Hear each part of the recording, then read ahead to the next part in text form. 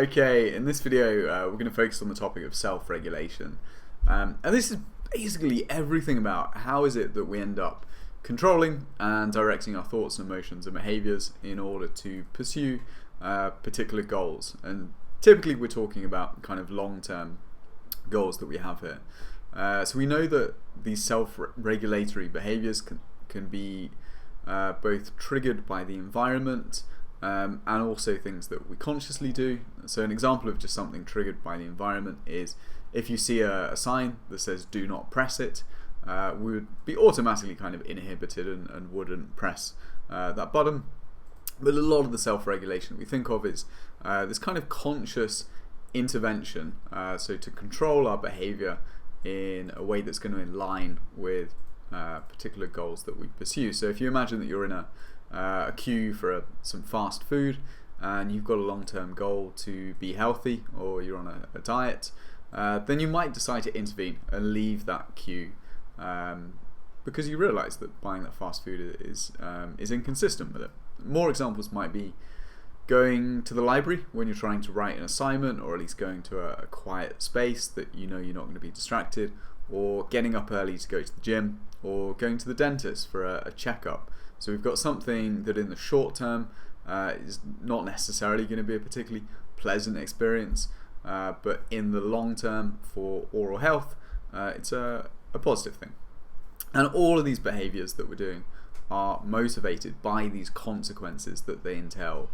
So what is the long-term outcome for the health of my teeth, for me doing well in my assignments, or for me dieting, etc. And importantly, self-regulation can be distinguished according to whether the consequences are rewarding or punishing. So in other words, does this self-regulatory behavior involve us approaching something that we find positive and rewarding, or avoiding something that we find that to be potentially punishing or threatening? So for example, you might go and buy a friend a present because we're excited about seeing their reaction when they open it, whereas you're going to go to the dentist for a checkup to avoid the threat of having more serious issues with your teeth later on.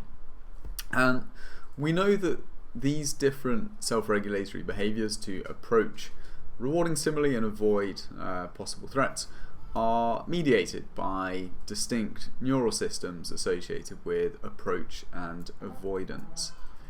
Okay, so what are some of the ways that we might see the interplay between the sort of approach and avoidance motivations or behaviors? And one way that we can see this implemented or included is in what's known as a control process model of self-regulation. So this was originally proposed by Charles Carver and Michael Shear. And this model represents human self-regulatory systems as basically this kind of feedback system in which the state of our system is continually compared with a reference value that represents the goal state. And a good analogy of this is to think about how an air conditioning unit might work to regulate temperature. So our reference value that we're comparing our current state against is going to be any sort of goal. And this can be a goal at an abstract level. So you might have a goal that you want to be a good student, you want to be a good friend to somebody. Or it could be a much more specific goal, such as I'm going to spend 10 hours after lectures preparing and revising stuff in the library, studying, or at home, wherever. So then this kind of feedback system will make a continual check between what is your current goal state, so what is it that you're doing right now. So say for example you want to be a good student, how good a student do you feel right now compared to that desire to be a good student, and we'll check this discrepancy. And when there's a high discrepancy, it automatically triggers a motivation, a desire to reduce this discrepancy. And then we have an emotional response that occurs depending on the rate of progress that we end up making in trying to reduce this discrepancy. So when we're making good progress, we basically get this emotional response and feedback of positive affect. And this essentially functions as a bit of feedback that we can coast, we can relax a bit. So we're making good progress, we're on the right track, we don't necessarily need to keep stressing about it or investing more effort.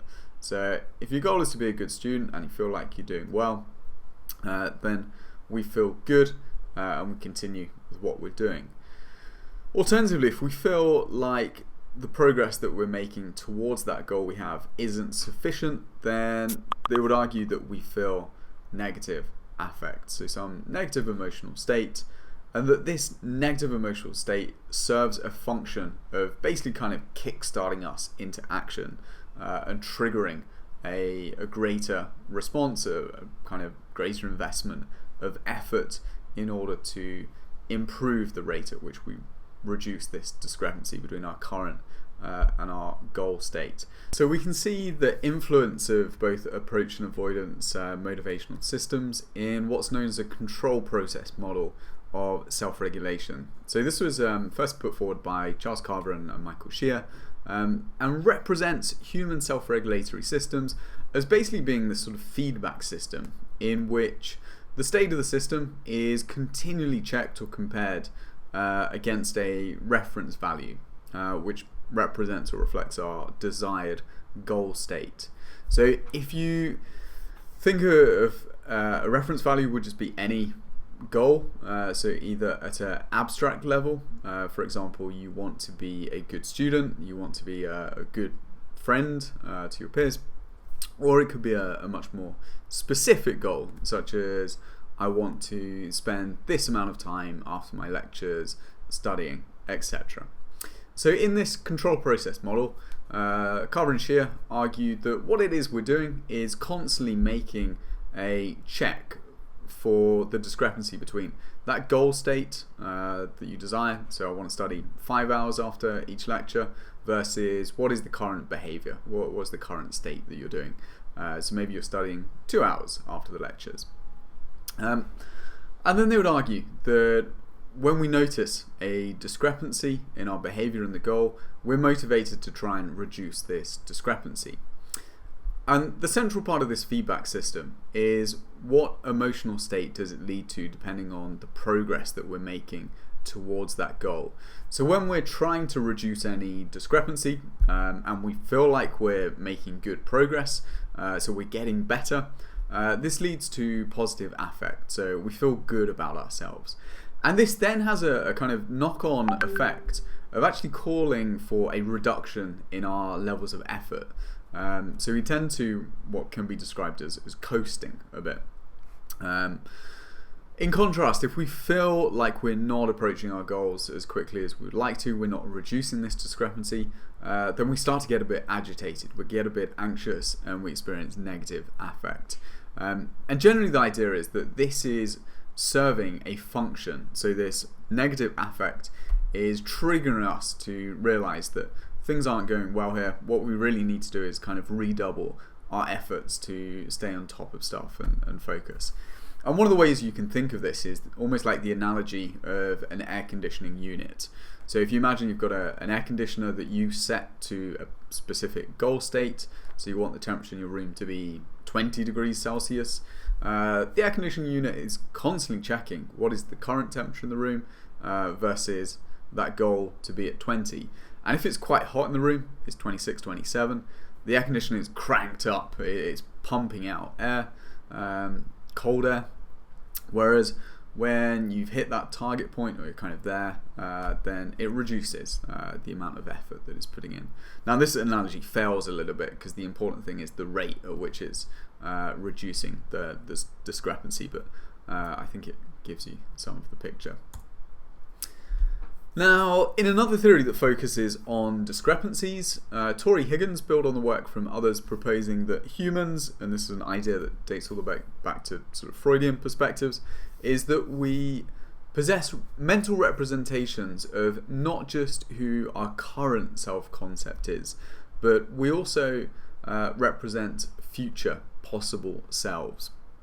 And indeed, one of the more kind of creative aspects of ourselves is that we've got this ability to imagine who it is that you might end up becoming, how we might behave in the future, we imagine what we hope for, fear, and also what we expect to happen to us. And Higgins' self-discrepancy theory put forward the idea that this self system contains a representation of the actual self, which again is including all of those qualities that we've talked about, that we believe we possess, that form part of this global self-concept. But we also then have ideal and ought self-guides. And these form the internal standards against which our actual, so our current global self-concept, is evaluated. And the ideal self is generally constructed of qualities that we would like to possess. So these are all of the things that we aspire for. There are our kind of goals and our hopes. Whereas the ought self represent all of the things that conform to generally sort of expectations of others and social pressures. So all of the sort of rules, duties, obligations that we expect or others expect of us. And crucially, the kind of crux of self-discrepancy theory is that we're making this evaluation of the self compared to these guides of the ideal and the ought self. And then the magnitude of the discrepancy that we perceive between the actual, and again, this doesn't have to be objective, it's our perception of where is the current self. So it's this perceived discrepancy that we have between the actual self and the ideal or the ought self that then leads to emotional responses. And crucially, as part of the self-discrepancy theory, what they put forward and argue is that depending on the discrepancy between the actual and the ideal and the ought, these can lead to different emotional responses. So discrepancies with the current and the ideal can make you feel just generally sort of dejected, so it's more associated with the kind of depression and negative effect, whereas when you experience discrepancies between the current and your ought self, that leads to a much greater sense of agitation, so sort of social anxiety that occurs throughout that. Now there is some debate over the uniqueness of these different emotional responses to actual ought versus actual ideal discrepancies.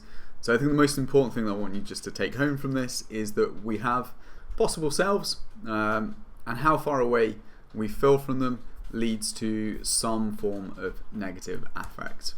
Now in more recent years, this self-discrepancy theory has shifted its emphasis away from the focus of the relationship just purely between the actual and the ideal or the ought self, and instead focus much more on the ways in which people regulate their behavior in order to reach these desired states, with the idea that we have different strategies that are adopted when you're pursuing the ought and the ideal self.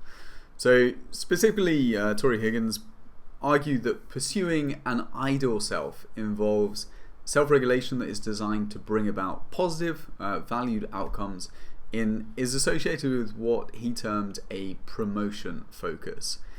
In contrast, pursuing an ought self involves self-regulation that's designed to avoid negative or undesirable outcomes, and is associated with what he classed as a prevention focus.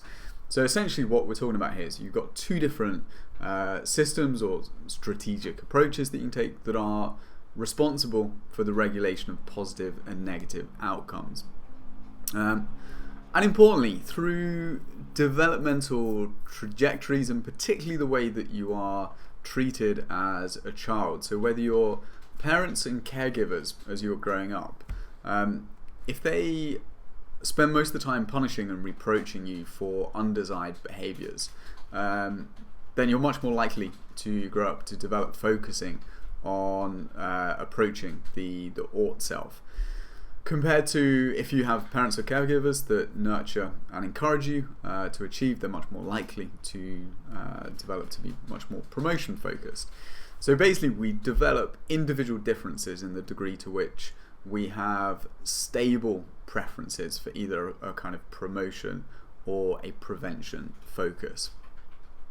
So again here, people with a promotion focus, what they want to do is maximize the presence of positive outcomes, and people with a prevention focus want to minimize the presence of negative outcomes. So an example of these different self-regulatory approaches can be seen if I give you the goal of that you want to be a good friend, what are the different strategies or approaches that you might take for this, and how might they differ across a sort of promotion or prevention basis? So have a think about this goal, and what would be a sort of number one strategy that you might think of or that will come to mind in order to be a good friend. So individuals with a strong promotion focus might think about what are all the things that I can do to be as open as possible, and that they can give and bring to that relationship to build strong bonds. Whereas a person with a strong prevention focus, they might consider the factors that are important to avoid losing touch, or maybe it's the fact that I shouldn't do anything to harm their friend, I shouldn't gossip about them, etc. So again, focusing on all of the things that have the potential to lead to sort of loss or harm here. And interestingly, one of the implications of this is that a person's performance and well-being can often be influenced by the match between their stable regulatory focus and the demands of the environment. And this is something that's termed regulatory fit. So in other words, people who have a promotion focus tend to perform better in tasks and situations that require maximizing reward, whereas individuals with a high prevention focus tend to perform better when the task involves minimizing losses. So at one level, this can depend on the sorts of strategies that you choose to adopt. So for example, if you think of a student taking a course, if they have a strong promotion focus, they're going to experience better regulatory fit if the sorts of strategies that they're using throughout the course are aligned with this. So if you're someone that's imagining succeeding and you're eagerly engaging in extra reading, that's probably going to feel quite good. Whereas a student with a prevention focus would feel best when they're focusing on being vigilant and looking at the course requirements, making sure that they're not missing any assignments, etc. It can also be the case in that the environment that you're in might shape your focus a bit more strongly. So for example, there's work in athletics that looks at team players in soccer. So in soccer, you have defenders that their role and their primary function is essentially to avoid losses. So it's to avoid conceding goals, whereas strikers, their primary goal is to be offensive, it's to attack, it's to score goals, so to maximize wins essentially. And you see individual differences there in that the regulatory focus of defenders is much more prevention focused as opposed to the regulatory focus of most strikers is promotion focused. So there's many other domains where the actual work that you're doing is going to strongly influence whether it's a more prevention or promotion oriented domain, and then your individual differences in being promotion or prevention focused is going to determine how well do you work, how well do you fit in to this particular environment.